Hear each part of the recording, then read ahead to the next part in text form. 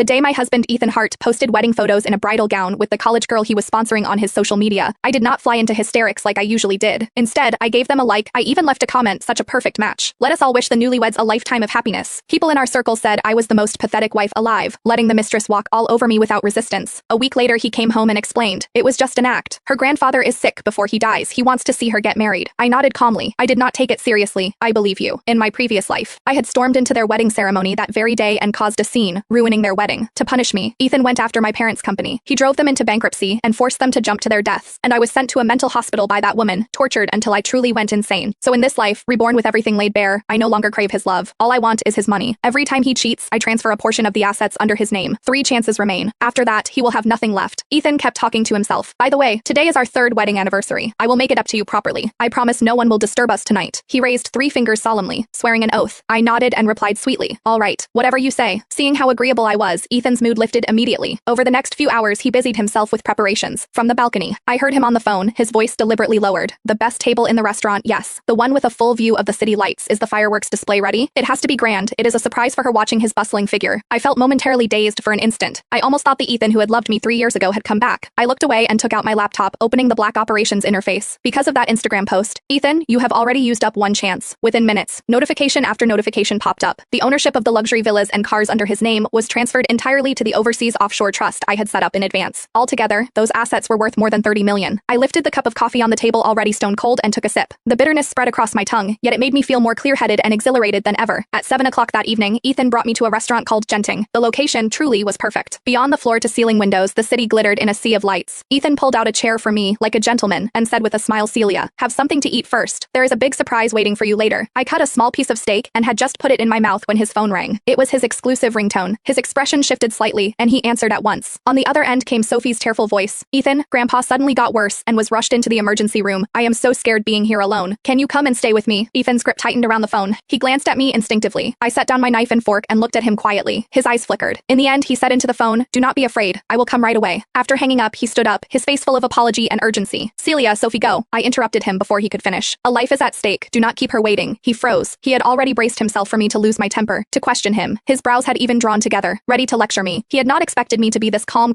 enough to urge him to leave. After a few stunned seconds, he suppressed the faint discomfort and unease in his heart. You are the kindest, Celia. He bent down and kissed me hard on the cheek. Eat first and wait for tonight's surprise. It was specially prepared for you. When you are done, I will have my assistant send you home. With that, he grabbed his coat and walked out without looking back. I pulled out a wet wipe and wiped the spot he had just kissed, my face expressionless, disgusting. I took out my phone, second chance. My finger tapped lightly, transferring liquid assets, clearing private investment funds,